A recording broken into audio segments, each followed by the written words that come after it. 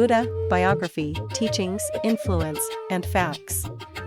Art has played a huge role in our lives and the lives of those who lived long in the past. Archaeologists have uncovered historical evidence that tells us stories of lost civilizations through paintings and carvings in caves. Even today, art continues to play a huge role in revealing the truth and giving insights of modern living in today's society that is often obscured by day-to-day doldrums. Art is also an important component in Buddhism, and its history goes back to the time of Buddha Shakyamuni. It is said that one of the earliest forms of Buddhist art is a painting depicting the Wheel of Life, which was described by Buddha Shakyamuni himself to one of his royal disciples, who later commissioned the painting to be made. Buddha, Sanskrit, awakened one, clan name, Sanskrit, Gautama, or Pali, Gautama, personal name, Sanskrit, Siddhartha, or Pali, Siddhartha, born c. 6th to 4th century BCE, Lumbini, near Kapilavastu. Sakya Republic, Kosala Kingdom, now in Nepal, died, Kusinara, Mulla Republic, Magadha Kingdom, now Kashia, India, the founder of Buddhism, one of the major religions and philosophical systems of southern and eastern Asia and of the world. Buddha is one of the many epithets of a teacher who lived in northern India sometime between the 6th and the 4th century before the Common Era. His followers, known as Buddhists, propagated the religion that is known today as Buddhism. The title Buddha was used by a number of religious groups in ancient India and had a range of meanings, but it came to be associated most strongly with the tradition of Buddhism and to mean an enlightened being, one who has awakened from the sleep of ignorance and achieved freedom from suffering. According to the various traditions of Buddhism, there have been Buddhas in the past and there will be Buddhas in the future. Some forms of Buddhism hold that there is only one Buddha for each historical age, others hold that all beings will eventually become Buddhas because they possess the Buddha nature, Tathagatagarbha. All forms of Buddhism celebrate various events in the life of the Buddha Gautama, including his birth, enlightenment, and passage into nirvana. In some countries, the three events are observed on the same day, which is called Wesak in Southeast Asia. In other regions, the festivals are held on different days and incorporate a variety of rituals and practices. The birth of the Buddha is celebrated in April or May, depending upon the lunar date, in these countries. In Japan, which does not use a lunar calendar, the Buddha's birth is celebrated on April 8th. The celebration there has merged with a native Shinto ceremony into the flower festival known as Hanamatsuri. General considerations. The clan name of the historical figure referred to as the Buddha, whose life is known largely through legend, was Gautama, in Sanskrit, or Gautama, in Pali, and his given name was Siddhartha, Sanskrit, he who achieves his aim, or Siddhartha, in Pali. He is frequently called Shakyamuni, the sage of the Sakya clan. In Buddhist texts, he is most commonly addressed as Bhagavath, often translated as Lord, and he refers to himself as the Tathagata, which can mean either one who has thus come or one who has thus gone.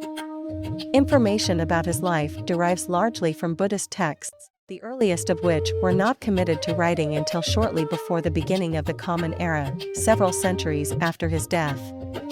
The events of his life set forth in these texts cannot be regarded with confidence as historical, although his historical existence is accepted by scholars. He is said to have lived for 80 years. But there is considerable uncertainty concerning the date of his death. Traditional sources on the date of his death or, in the language of the tradition, passage into nirvana, range from 2420 BCE to 290 BCE. Scholarship in the 20th century limited this range considerably, with opinion generally divided between those who placed his death about 480 BCE and those who placed it as much as a century later.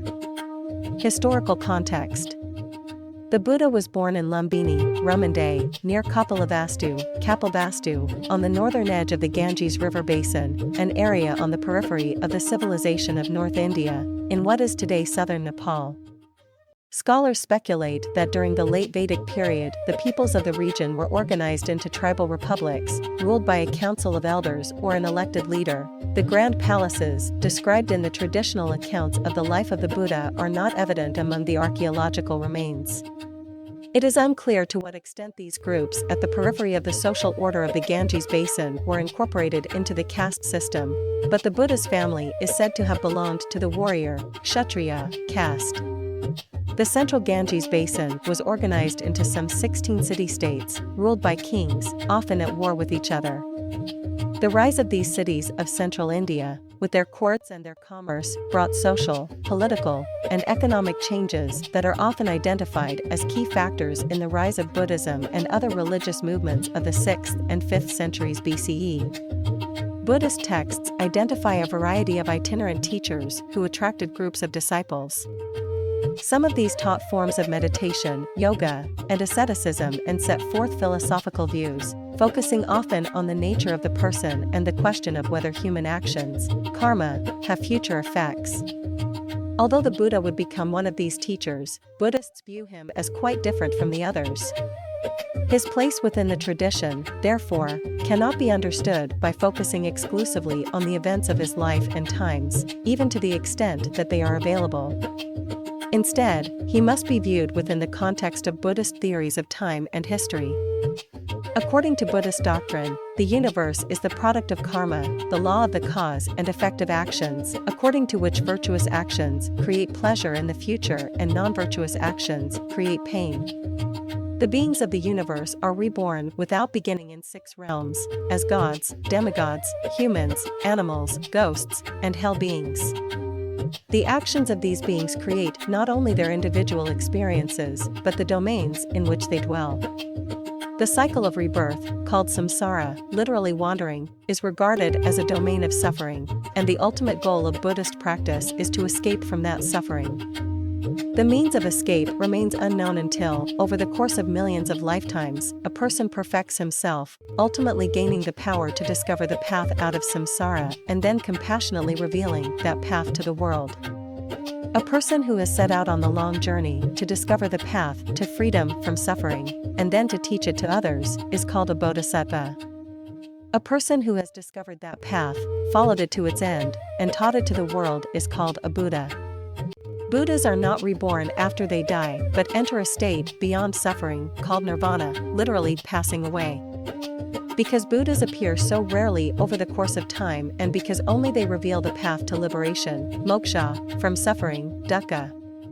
The appearance of a Buddha in the world is considered a momentous event in the history of the universe.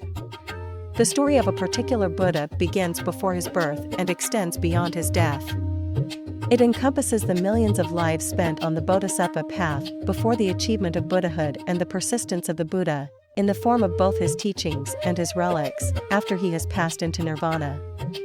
The historical Buddha is regarded as neither the first nor the last Buddha to appear in the world. According to some traditions, he is the 7th Buddha, according to another, he is the 25th, according to yet another he is the 4th. The next Buddha, named Maitreya, will appear after Shakyamuni's teachings and relics have disappeared from the world.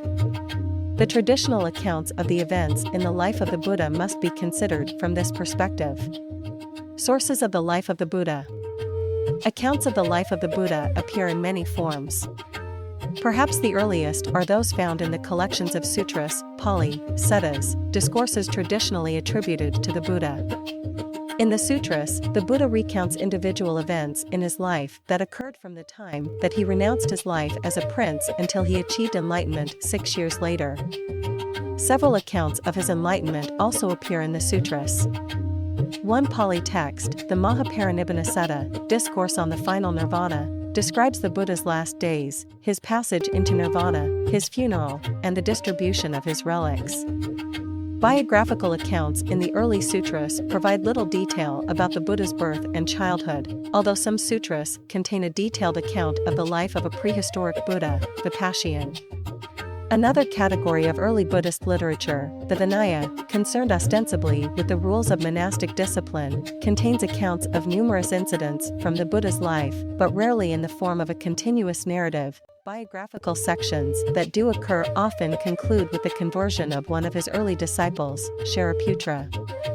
While the sutras focus on the person of the Buddha, his previous lives, his practice of austerities, his enlightenment, and his passage into nirvana, the Vinaya literature tends to emphasize his career as a teacher and the conversion of his early disciples.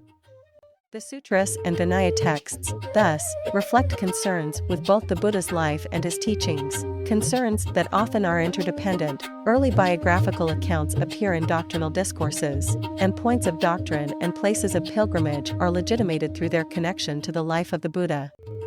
Near the beginning of the Common Era, independent accounts of the life of the Buddha were composed.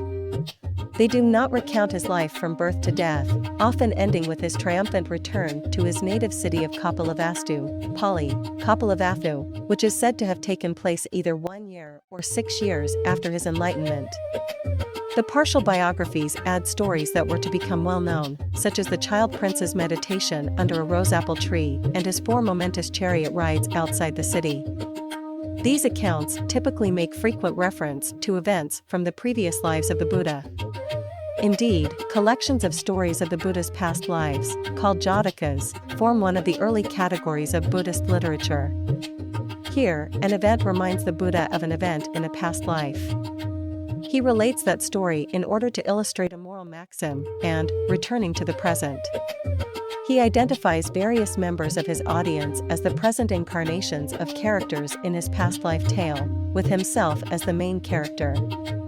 The Jataka stories, one Pali collection, contains 547 of them, have remained among the most popular forms of Buddhist literature. They are the source of some 32 stone carvings at the 2nd century BC stupa at Bharhut in northeastern Madhya Pradesh state, 15 stupa carvings